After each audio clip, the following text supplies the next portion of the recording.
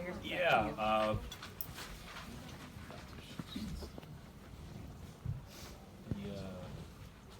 Real happy for our guys. You know, that's NCAA tournament baseball. Those guys are good and they deserve to be here.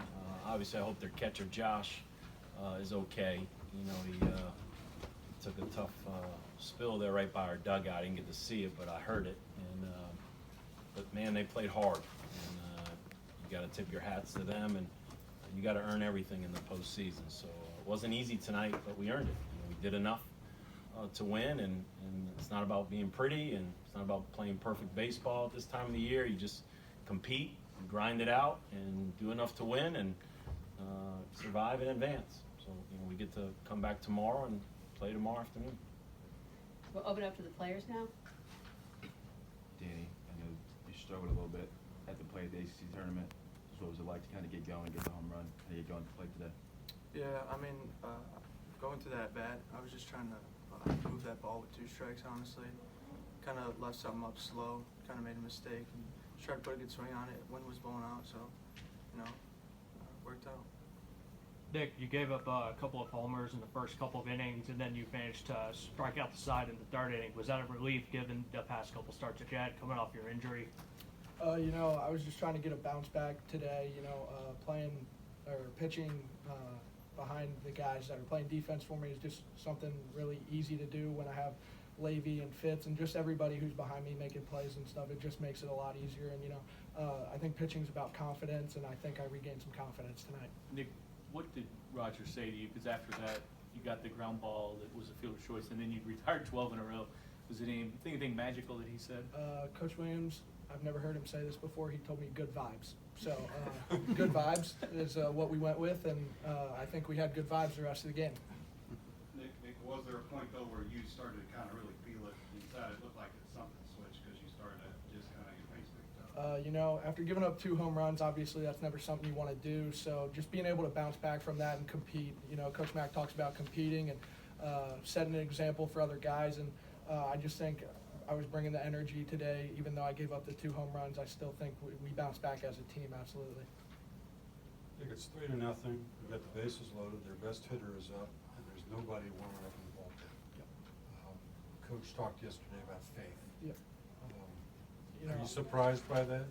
Absolutely not. I just think that's something, you know, Coach Williams and Coach Mack trust me.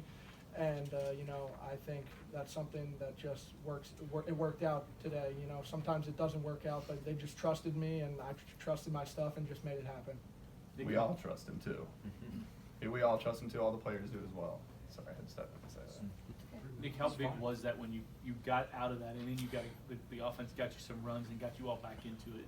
You know, playing for Louisville baseball, we talk about playing for one another. So I just think as the game went on, our hitters continued to have big at-bats. You know, Danny with a huge at-bat.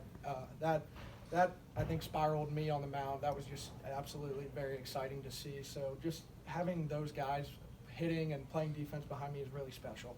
Nick, from your point of view, when Michael came in that 9th, he had 100 on his last pitch. Just what were you seeing, kind of what was going through your head when Mike was on the mound?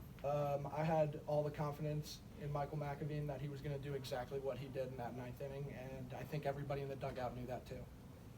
Michael, did you getting loose? Did you feel like you were really loose tonight because you were, I think, 98 and then 97 and then 99 and then 100? No, I wouldn't say it was anything too different. Earlier this week in practice, Coach Williams asked how my arm was feeling. I told him amazing, and usually that's not what you do. Usually you're saying good or great, and he even noticed that I had said it. But today everything just felt normal like it always did. I just went out there and just stayed within myself like I've been doing all year, and when you relax like that, sometimes it comes. Well, you mentioned being relaxed. I mean, there were 3,000 people here all on their feet. Just when you were on the mound, what was that like for you to be in that moment? To be honest with you, I didn't really hear any of the noise going on, and I know he laughs about it, but when all the fans are going like that, you kind of get just a lull effect, and everything kind of just goes into the same noise, and you just don't hear anything when you're out there. When you come into a situation, 2 guys in scoring position, and you get that first strikeout, you know, is there another adrenaline rush that takes you to another level? Yeah, I would say so. It makes a difference to be able to come in and execute what you need to do in that moment.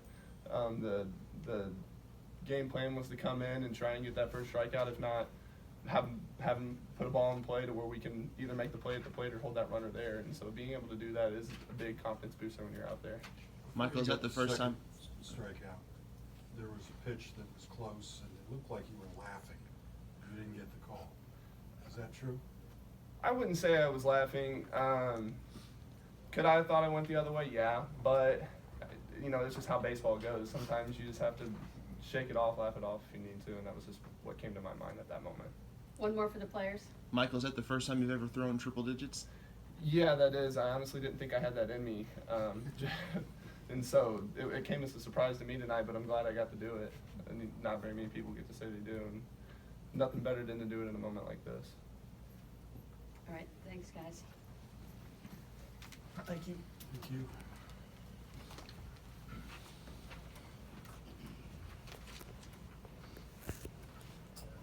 Back up for coach. So Dan, why wasn't anybody warming up in the second inning? We just weren't playing great behind him. He really wasn't that bad. I was probably most disappointed that, we talk about, especially good teams, which everybody in the postseason is a good team. You can only give them 3 outs in an inning. And when you don't make some plays, you give good teams 4 outs or maybe 5 outs, you're destined to give up runs. And we just didn't play real clean early on. Of course, we made a great play to get off the field to end the inning, but you felt like Nick was pitching pretty good. I mean, just a couple balls, he got up and they put some good swings on it. But as you saw, after that, once he settled in and got the offense going, and he got into a groove. So, like you said, we had the confidence he was going to get it going. I wish we'd have played a little cleaner behind him. But this time of the year, just compete, just move on. Just nothing you can do about it. Just move on to the next play. Did you see him change his pattern? Patrick was saying that he saw fastballs early and maybe curveballs as the game progressed. No, I just think I think pitchers are establishing the fastball early, and I think they know that. Good hitters know that, and they were ready to hit his fastball. They put some good swings on it, but one of Nick's strengths is a lot of pitchers. Once you get the breaking ball going for a strike, it's tough to hit. Hitting is the toughest thing in all the sports. So when a pitcher shows the ability to throw that breaking ball for a strike, now it's hard. You almost have to guess. And so once he settled in, that was fun to watch. Coach, I know you're pretty confident in all your guys, but for Michael to come in, strike the last 3 guys out the way he did, with 2 runners in scoring position, how impressive was that to you? Just the way he handled the whole situation. Yeah, we feel like his closer numbers aren't super gaudy. We felt like we've had multiple closers all year. And that's why we ran Kirian back out there, because you saw how good Kirian looked in the 8th. And sometimes you don't want to overcoach and keep changing guys. And let's let Michael might just run out there and finish this thing.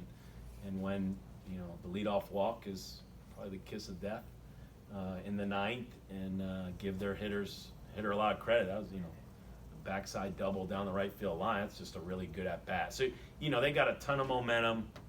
At that point, you feel like, all right, let's change it up here. They've got some mojo going off of Michael, and now they probably all believe that they're able to do that. I guess I should say Kirian, because they're both Michael. But so it's nice to have the luxury of going to a McAvene in that type of situation.